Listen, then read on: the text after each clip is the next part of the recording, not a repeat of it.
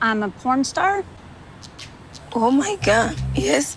What? What form of birth control are you using right now? Why you ask me that question? That's private. I mean, are you looking to get pregnant I don't feel comfort to talk about that with you. in the future? Surprise and grandmother is okay, but being real friends, I don't think that's gonna work.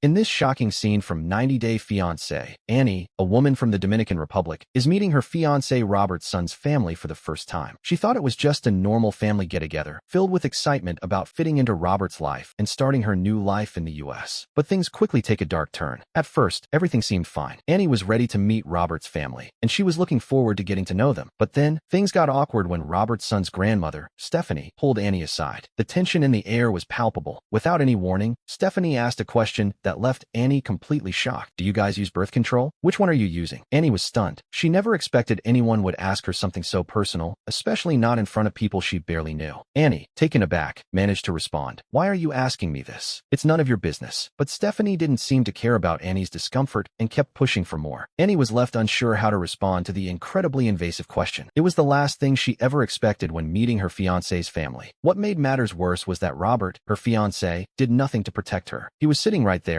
watching the whole thing unfold, and said absolutely nothing. Annie had expected that Robert would be the one to stand up for her in an awkward situation, especially when it came to such personal questions. But instead, he sat there quietly, leaving her to handle it all alone. Annie had given up her entire life back home to move to the U.S. She was trusting Robert to be her support system in a foreign country, but instead, she was faced with embarrassment and disappointment. The reality she had hoped for, of a better life with Robert, seemed farther and farther away. To make matters worse, Annie quickly learned that Robert wasn't exactly living the life she imagined. He didn't have his own bedroom. Annie had to sleep on the couch with Robert's son, which wasn't the cozy, comfortable life she had envisioned. Robert had promised to buy her new clothes, but instead, he took her to a second-hand thrift store. This was not the new life Annie had been dreaming of. In the end, Annie began to see that not only was she dealing with awkward family dynamics, but she was also facing the harsh truth about Robert's life. She had no idea that Robert's financial struggles and complicated family relationships would be such a huge part of her new life in America. What's next for Annie? How will she handle her situation with Robert and his family? Will she be able to adjust to the reality she now faces? Only time will tell.